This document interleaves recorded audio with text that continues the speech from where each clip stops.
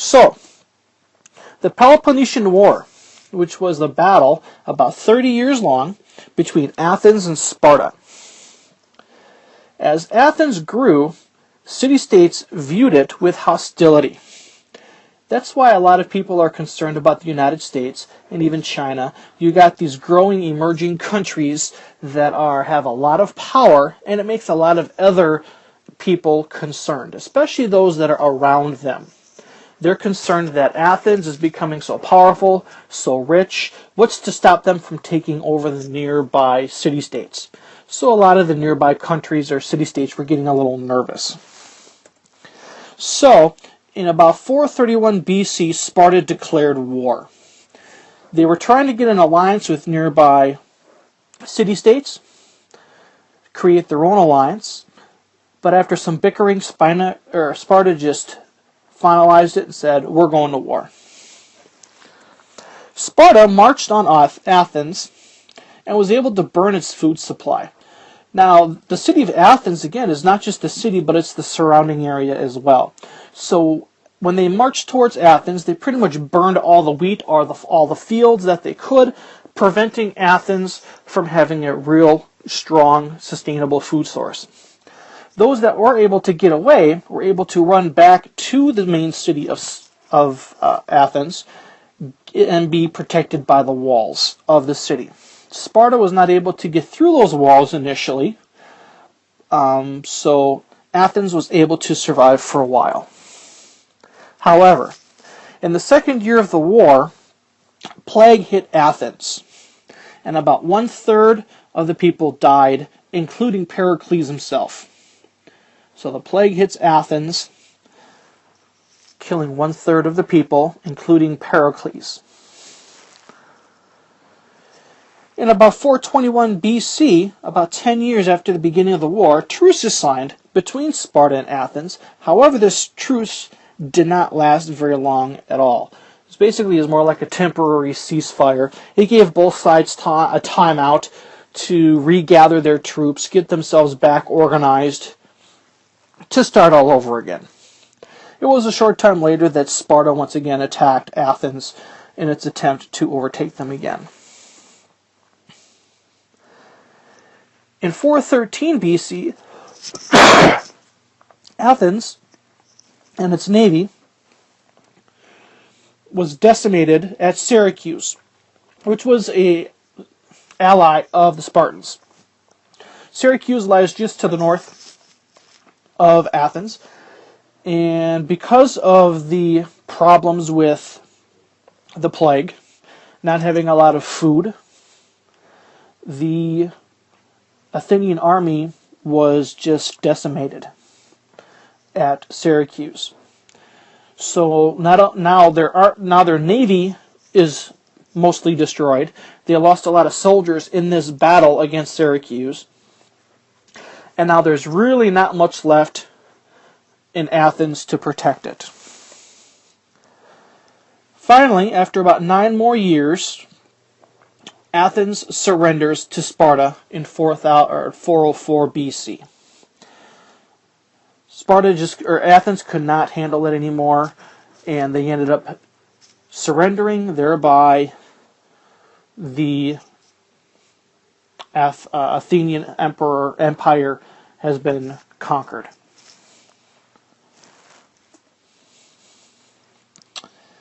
To kind of put it into perspective, on a map, here you can see the different sides or the different allies that each side had. Obviously in orange we had the Athenian League, which was Athens and its allies, and the purple we've got the Spartan allies.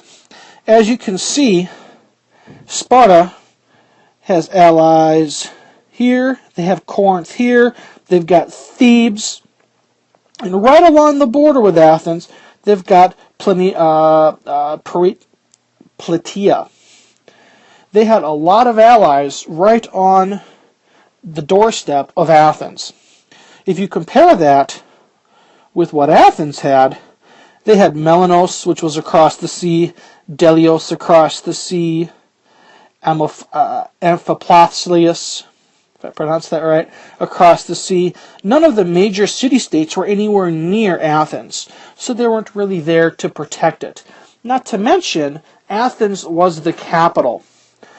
Some of these other city-states that were allies with Athens had previously been conquered by Athens. So it could be considered or a possibility that these other city-states were not too disappointed when Athens was under attack. Especially Melanos, who was kind of forced into being in an alliance because they couldn't fight or defend themselves. They were forced into being allies.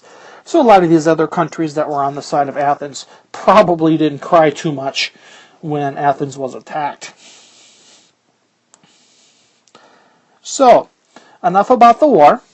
Let's get into some of the people that were shortly after the time of the war. So, philosophers. After the Peloponnesian War, many Athenians lost confidence in democracy. Great thinkers, known as philosophers, began to seek truth, or at least what they believed to be the truth. They were tired of all these beliefs. Some of them questioned the idea of the gods. They wanted to seek the truth. Philosophers, actually, the word philosopher actually means lovers of wisdom. And these philosophers had two assumptions. First, that the universe is put together in an orderly way and subject to absolute and unchanging laws. So, everything is done a certain way for a certain reason, and they cannot change. Universal truths. The other assumption is that people can understand these laws through logic and reason. So the idea is if you sit and think and are reasonable, you can understand why these universal laws are there. There's a reason why they're there, and there's a reason why there's this order. And that's that second assumption there, that you can understand them with logic and reason. A couple of the important philosophers, we'll talk about three of the more widely known. There were many others. But first we'll talk about Socrates. Socrates basically was interested in the unexamined life, or believed that the unexamined life is not worth living. His belief was that you need to be self-aware of yourself. Obviously, be self-aware. Know what's going on in your life. Pay attention to what you're doing and how you can make it better. He felt that a life is wasted unless you can do something to improve your life. However, because of his thoughts and his beliefs, in 399 BC, he was brought to trial for corrupting the youth of Athens. He was also brought to trial for failure to worship the gods, or to glorify the gods, which probably wasn't a good thing either. But eventually a jury did condemn him to die and forced him to drink hemlock, which is a poison. It's a very slow poison. It is not something I'd recommend on anybody. Painful, slow death. Another one of our philosophers was actually a student of Socrates, and that was Plato. Plato was a student of Socrates. He wrote a book known as The Republic, which talks about how the government should be the perfectly governed society, as it says here. In this book, he actually brings up the idea of a class system, such as the one that we even see today. His class system consisted of farmers, consisted of slaves, and consisted of the aristocracy, or the rich upper up peoples. This idea lasted 1,500 years through Europe, and it's kind of even seen in a lot of today's society. We obviously don't have the slavery system, but we do have a type of class system even in the United States. An upper class, a middle class, and a lower class. a lot of governments created their ideas of governing based on this book from Plato, where he talks about these different societies and classes of societies.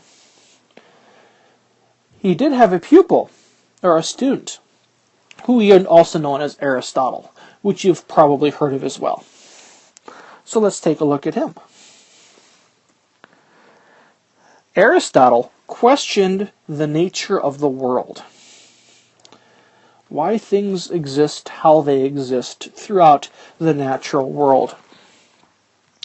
He invented the method of arguing according to the rules of logic. He created step-by-step procedures on how to answer questions, create theories, and then prove those theories logically in a process. His works provided the basis for the scientific method that we even use today. So even though this guy lived about 350 BC, he created the foundation for a type of analyzing science and analyzing theories that we still use today. And one of his students was Alexander the Great. And with that, we end our lesson on the Peloponnesian War and the Golden Age of Athens. If you have any questions, please feel free to let me know. And I hope you enjoyed it. Have a great day. Goodbye.